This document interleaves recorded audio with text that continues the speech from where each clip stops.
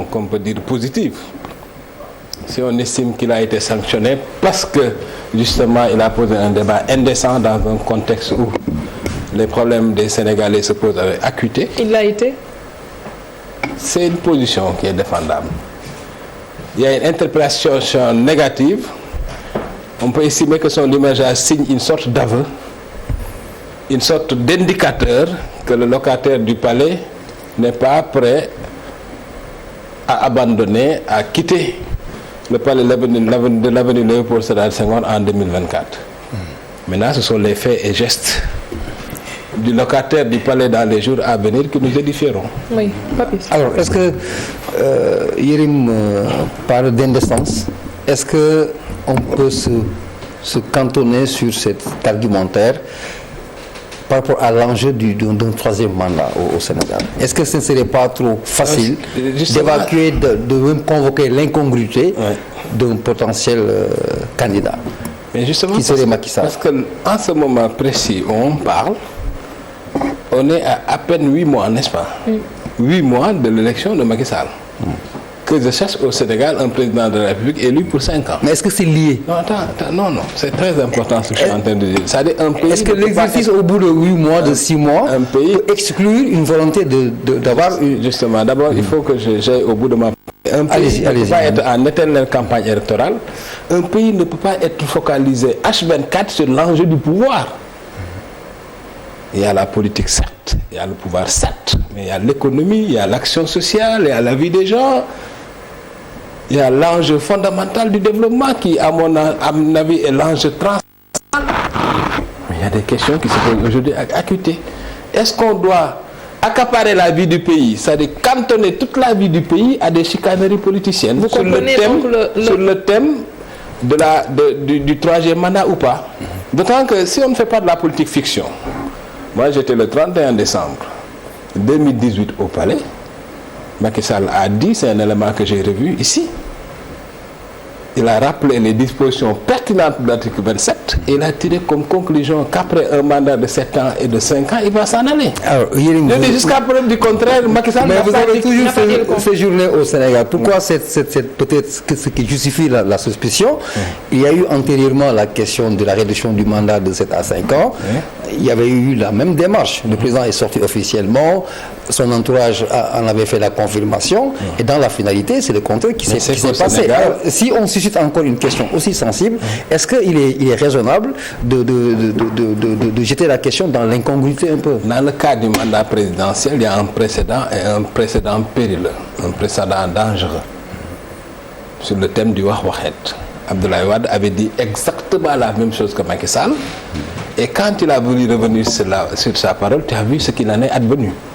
Macky Sall est un homme intelligent. Je pense qu'il y a certaines erreurs dans lesquelles il ne tombera pas. Mais d'autant que les faits sont là, les faits sont d'une acuité brûlante. Le sang des martyrs de 2011 est à peine, est toujours chaud. Ce sang continue à gicler. Mais regardez l'histoire de la Guinée. La Guinée est un pays comme le Sénégal. Il y a eu du sang avec des capitaines. La Guinée n'a rien à voir avec le Sénégal. Dadis Camara. Ce sont deux pays qui ont deux itinéraires historiques différents. Mais c'est des pratiques similaires du continent. Oui. Moi, vous savez... Je ne dis pas que le président va le faire, mais je dis que c'est une réalité africaine. Je n'analyse pas sur la base de la fiction. Vous savez, hein? La Gazette du Palais, on l'entend. Toute cette frange du pouvoir qui cherche à théoriser la question du troisième mandat existe. C'est une réalité. Toutes les consultations avec certains professeurs de droit constitutionnel en France existent. C'est une réalité. Mais je mets tout ça sous le compte de la Gazette du Palais. Parce que tant qu'il n'y a pas une déclaration officielle de Macky Sall, accréditant la thèse ou l'hypothèse qu'il puisse être candidat en 2024, je pense que tout ce qu'on est en train de dire relève de la politique action. Alors, une question, s'il vous plaît, Aram. Oui, est-ce qu'on peut assimiler ou mettre en rapport ce débat qui a ressuscité spontanément, quasiment au lendemain de la première sortie de Khalifa Sall? Est-ce qu'il peut y avoir politiquement un lien, ou communicationnellement parlant un lien? Je ne pousserai pas le vice jusqu'à ce niveau-là. Je pense que, voilà, dans le cadre d'un questionnaire ordinaire, Sori Kaba a été confronté à une question à laquelle il a répondu. En utilisant presque les mots. Qui se trouve être la vérité. Voilà, en utilisant. Il a lu les faits. Presque les mots du président de la République. Ouais. Donc, ça, au moins, c'est clair. Il n'y a rien d'incriminant au départ. Moi, ça ne me choque pas qu'un président de la République élu pour 5 ans, qui a quelques mois de son mandat, puisse refuser qu'il y ait un débat sur le thème de la succession. Pourquoi? Mais parce qu'il a été élu sur la base d'engagements concrets, sur la base de préoccupations qui sont là brûlantes. Et est-ce qu'il doit mener son mandat jusqu'à terme et nous présenter un programme aujourd'hui auquel les autres ne pourront pas, avoir leur mot à dire?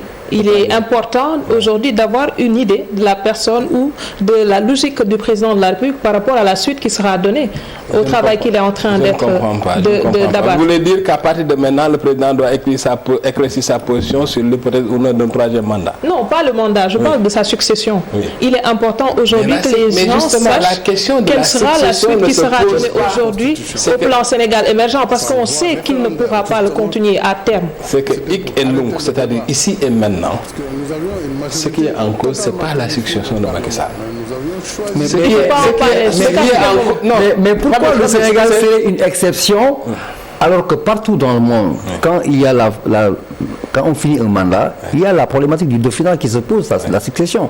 Qu'on l'affirme, qu'on ne l'affirme pas, c'est des choses qui vont suivre. Donc, pourquoi le Sénégal, c'est une exception par rapport à ces réalités mondiales? La question de la succession ne se pose pas la première année d'un mandat de 5 ans.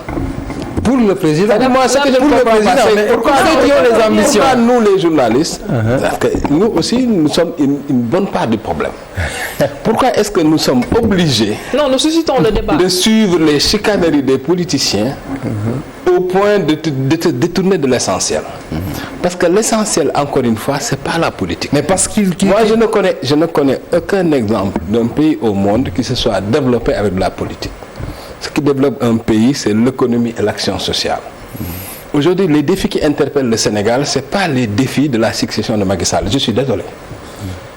Dans l'immédiat, hic et nunc, ici et maintenant, pour les Sénégalais, ce qui intéresse les Sénégalais, c'est l'exercice par Macky Sall de sa part de contrat.